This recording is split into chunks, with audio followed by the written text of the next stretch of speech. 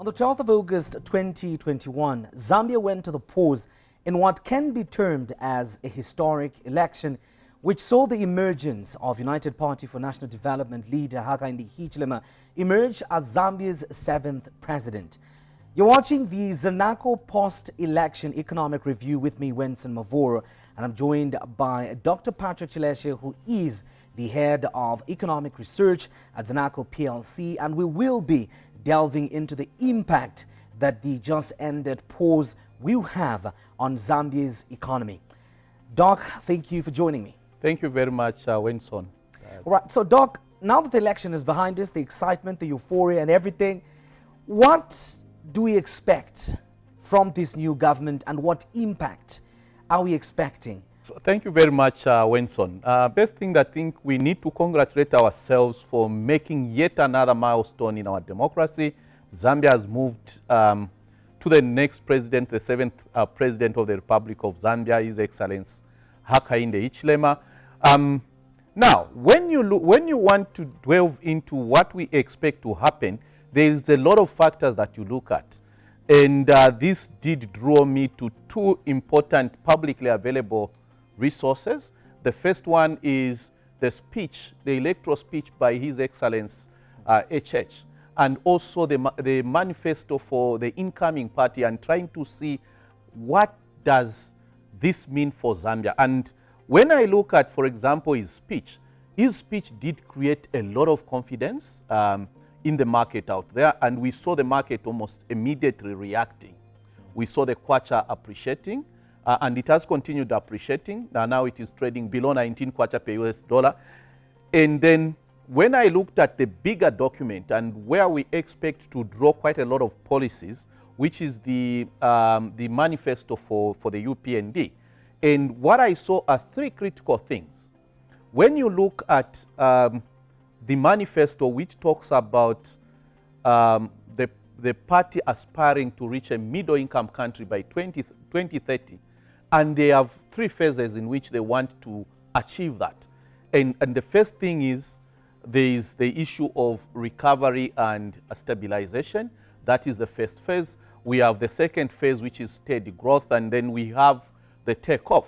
So now, how do they want to achieve this? In the first phase, they go ahead and actually mention that they are going to go for trying to reduce the fiscal deficit. They also look at economic stability. They are also trying to restore market confidence in the economy. Now, from an economist perspective, what kind of policies do you drive from these objectives? The first thing is, one, we are likely to see the new government trying to tighten monetary and fiscal policies. Remember, inflation now is running at around 24.6%, not really a desirable level of inflation. So we really need to start looking at ways and means of trying to rein in inflation, make the macroeconomic environment stable, and that is going to spur more investment. And one very important thing that I picked from the president's first speech was actually trying to ensure confidence in the economy and also bring back foreign direct investment into the economy to try and accelerate the pace at which the economy is growing. So other things that we anticipate to see is an acceleration in terms of negotiations between the government and the IMF, because then that is going to even accelerate the restoration of confidence in the economy. And with that acceleration, we could actually see quite a number of economic variables falling into place, stabilizing the macroeconomic environment, and also giving a push to private sector players to move into space and try to create even more jobs. The other thing that the president also did mention, if you remember, is a debt restructuring, which is very, very cardinal. Debt restructuring, because at the moment, the country is heavily indebted with limited resources. It is very difficult for the country or for the country to service its external debt sustainably. And the best option I think that could be on the table is what he mentioned. We need to go back to investors, talk to them, and try to see how best we can get a win-win situation for both Zambia as well as the investor. Remember, the investor, the money that came to invest in Zambia's Euro bonds, these are pensioners' money in other countries. They wouldn't want to lose everything. So what we need to do is we need to sit down with our offshore investors, discuss with them, find a win-win solution, and then try to put our house in order.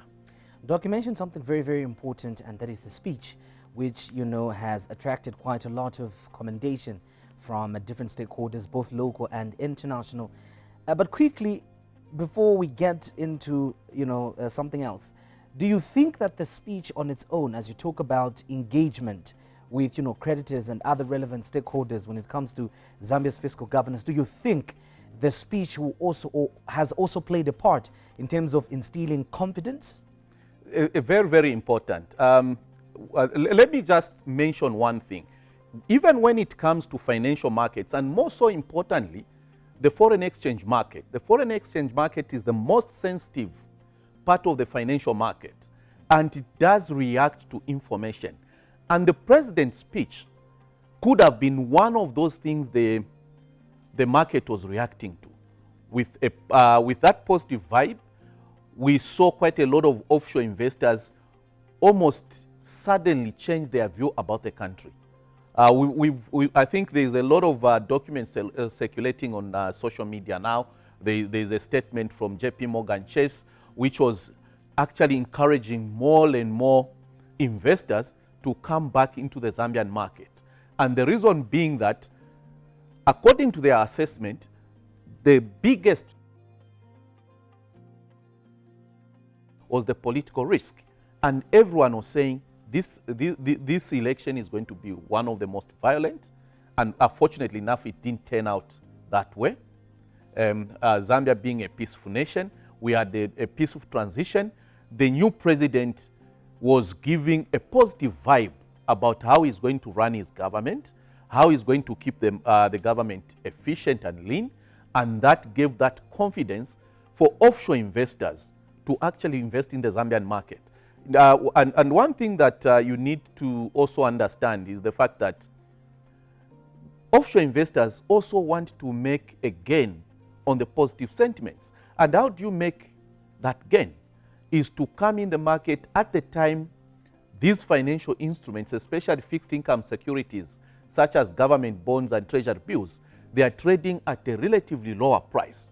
So you want to buy today so that by the time the transition is over and the macroeconomic environment improves, you are going to actually start seeing these yields going down even further and the prices of Zambian securities going up. And that is again to an offshore investor. And it is more so important in the sense that with the expected appreciation of the Zambian kwacha, the offshore investor is making a killing on both sides. The currency is appreciating, the prices of financial instruments are expected to go up, so you have a return on both sides of the coin. Doc, you did allude to one of the important documents that spells out the agenda and gives an outlook in terms of priority for the new administration, which is their party manifesto. And what I'd like to find out from you, what are some of the key sectors do you think will be integral and critical in terms of driving growth? So thank you very much.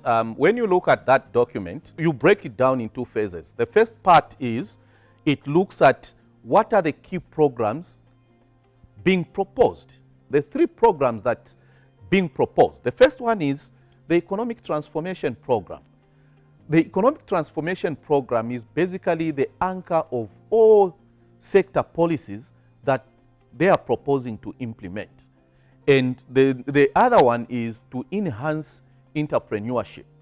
Remember, an economy without entrepreneurs is actually a dead economy.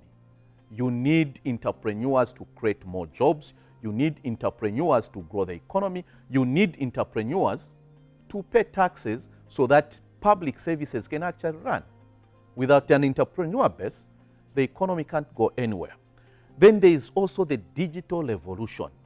We are in the digital age, and the digital transformation is actually driving the business processes, and that is going to enhance economic performance and economic growth.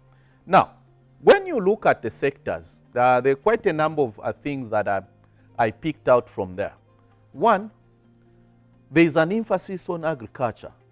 And agriculture, what is it that is being focused on? Is enhancing productivity. Of course, Zambia has been largely an agriculture economy, but productivity has been a very big issue.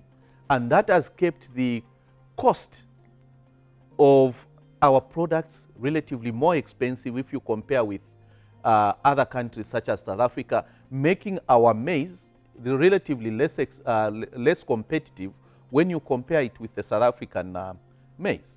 So we need to enhance productivity. Secondly, there's also a need to improve market access. And the document does mention that market access is very important. We want, what we would want to see is efficient delivery of products produced in Mwense, products produced in Shangombo, reaching the market centers in Lusaka or abroad. And that is going to give an income to the farmer. And the other thing that is being focused on is the energy sector. The energy sector is very critical to the growth of the economy. A few things that I pick from there is there is a need for reforms in the energy sector, especially targeted at inefficiencies in our state utility supplier, ZESCO, trying to make it more efficient to deliver the service. With more efficiency, we are likely to see the lower cost of service or the lower cost of energy for our producers. There is also a focus on diversifying the energy mix, a proposal to enhance solar and wind power and other sources of energy so that we have a mix so that we don't get affected should we have a weather shock like we had in some previous years where there wasn't enough rainfall and that negatively impacted our energy production. The manufacturing sector, what I've observed within the manufacturing sector is a big emphasis on improving regulatory burden. That is basically lowering the cost of doing business because it's very cardinal to attract foreign direct investment. It's very cardinal to encourage entrepreneurs to start business, and that is going to spur growth. We are also looking at the tourism sector. A very important angle that I saw is that the emphasis is on encouraging local tourism. The document does speak about trying to encourage you and me once in a while to plan for a holiday. It may be in Lusaka, in Livingstone, in Mfue. And that is going to reduce the negative impact that external shocks such as the COVID-19 may actually have on the tourism sector. The tourism sector is at the moment bleeding because it tends to depend so much on foreign tourists than local tourists. So with more incentives there, we should be able to see more activity in the tourism sector. Doc, as we get to wrap up this conversation, in our last interaction, you did enlighten us on growth prospects when it comes to the Zambia economy and what we'd like to find out following the transition that we have undergone as a country, you know, election-wise. What are the growth prospects? How is the outlook? Thank you very much, Wenson.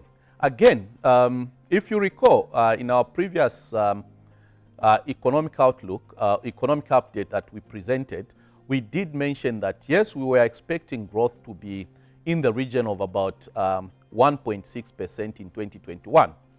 However, one of the key things that we were putting in as likely events that could have a negative impact on growth was what we call the political risk. The political risk basically is a situation where a political event turns violence. And when you have violence, economic activities stall. Now the political risk is behind us, and that was really a big drag on our projections earlier in the year. So going forward, we've revised our growth projections from 1.6% to about 1.8% to 2%. And the key reason why we couldn't revise the growth even higher was because the period remaining, especially the transition period, is quite short for 2021. And what we are likely to see is we are going to see quite a number of changes which could only bear fruit into 2022. And what we are seeing is that going into 2022, we might see growth return to levels that that will lead to growth in per capita income. Our projections for 2022 is that economic growth is going to be around 3.4 to 4%, which is relatively higher than the population growth of about 3%, meaning that per capita income will be growing going forward. Secondly, we are also seeing a slowdown in inflation going forward. However, for this year, our projections still indicate that we are going to close the year within double-digit inflation, but we are going to see inflation slowing down to below 20% per annum. And the key factors there again is we do have a bumper harvest this year, which is going to slow down the prices of consumer products such as mealie meal.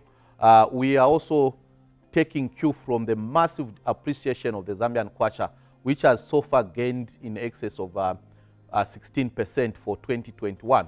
And with more positive sentiments going forward, we might see the kwacha actually even appreciate more, and that is going to translate into lower prices for imported products. Another thing that we are seeing is we are likely to see the kwacha continue appreciating for the rest of 2021 going into 2022.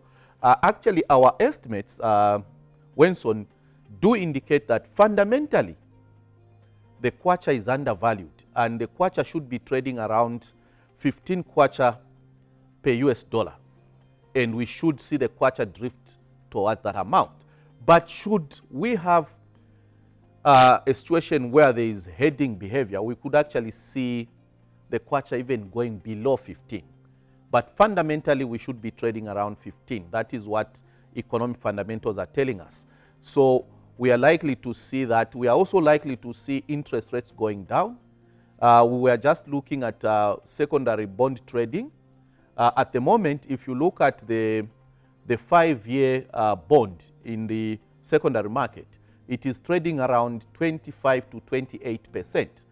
On the primary market, it is still at 32%. So that is already a drop of about 5%. And when those things start happening, we are likely to see them translating into lower interest rates for borrowing for you and me. And that should actually drive even more investment, more consumption, and aggregate demand. So essentially, that is, from an economic perspective, that is what we are expecting to happen. So in other words, the macroeconomic environment looks relatively more brighter than it was in our previous economic update. Thank you. Thank you very much, Dr. Patrick Chileshe, who is head of economic research at Zanaco Bank PLC, and of course for providing us insight into the impact the just ended election will have on Zambia's economy at macro level. The name is Wenson Mavoro. See you next time.